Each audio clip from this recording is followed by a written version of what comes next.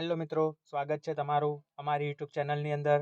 મિત્રો, જો તમે આ ચેનલ સાથે જોડાયેલા ના હો તો તમે અત્યારે જ આ ચેનલને સબસ્ક્રાઈબ કરી દેજો, જેથી કરીને ટેટ ભરતીને લગતી, ટેટ પરીક્ષાને લગતી, ટેટ મેરિટને લગતી જે પણ અપડેટ હશે તે તમારા સુધી ચોક્કસ પહોંચાડવામાં આવશે. મિત્રો, અત્યારે વિદ્યા સહાયક અને શિક્ષણ સહાયકના ઉમેદવારો ભરતીની અંદર પ્રોવિઝનલ મેરિટ લિસ્ટની એટલે કે પીએમએલની રાહ જોઈ રહ્યા છે. તો શું એની તારીખ જાહેર થઈ છે?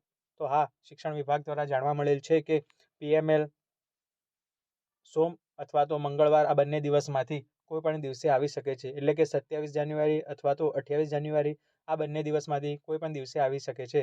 તો શિક્ષણ સહાયકના ઉમેદવારો માટે આ સારા સમાચાર કહી શકાય, કારણ કે મેરિટ એટલે કે પ્રોવિઝનલ મેરિટ લિસ્ટ જલ્દી આવશે તો તેનાથી દરેક ઉમેદવારને ફાયદો થશે. સાથે સાથે વિદ્યા સહાયક ઉમેદવારોની પ્રોસેસ પણ ચાલુ થશે, કારણ કે આ પ્રોસેસ જ્યારે પૂર્ણ થશે ત્યારબાદ જ વિદ્યા સહાયક પ્રોસેસ ચાલુ થવાની છે. એટલે કે વિદ્યા સહાયકની પણ પ્રક્રિયા ફેબ્રુઆરીના પહેલી વીકની અંદર શરૂઆત થવા જઈ રહી છે. તો શું આ સવારમાં સારા સમાચાર આવ્યા છે? તો દરેક ઉમેદવારો માટે અપડેટ આપણે જે આવેલી હતી તે તમારા સુધી પહોંચાડી. બીજું એ કે શું મેરિટ નીચું રહેશે? તો હા, ચોક્કસ આ વખતનું મેરિટ નીચું રહેવાનું છે. તમારું જે પણ મેરિટ બનતું હોય તે તમે કોમેન્ટ બોક્સની અંદર જણાવજો.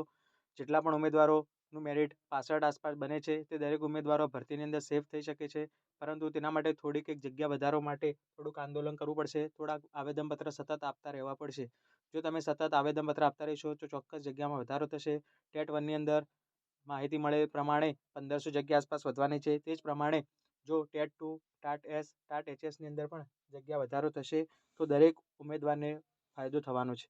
તો પ્રોવિઝનલ મેરિટ લિસ્ટ આવવાથી દરેક ઉમેદવારને ચોક્કસ ફાયદો થશે.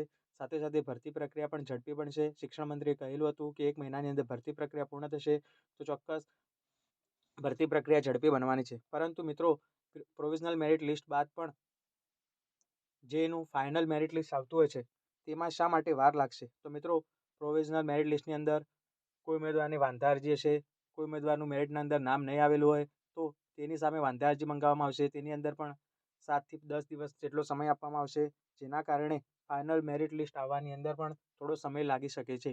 તો ફાઇનલ મેરિટ લિસ્ટ આવવા માટે જો ઝડપી પ્રક્રિયા કરવી હશે તો દરેક ઉમેદવારોએ સતત આવેદનપત્ર આપતા રહેવું પડશે. ફાઇનલ મેરિટ લિસ્ટ જો લેટ આવશે તો ભરતી પ્રક્રિયા પણ લેટ ચાલશે. તો જેના માટે દરેક ઉમેદવારો પ્રયત્ન કરો કે જલ્દી બને એમ ફાઇનલ મેરિટ લિસ્ટ જલ્દી આપવામાં આવે, જેના કારણે ભરતી પ્રક્રિયા ઝડપી થાય.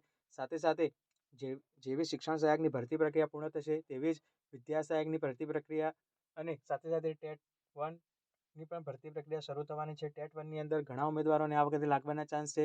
સાથે સાથે ટેટ 2ની અંદર પણ જેનું મેરિટ 65 થી 70 બને છે તે દરેક ઉમેદવારો આ ભરતી માટે જો થોડો પ્રયત્ન કરશે, જગ્યા વધારો થશે તો તેમને પણ ચોક્કસ ફાયદો થશે.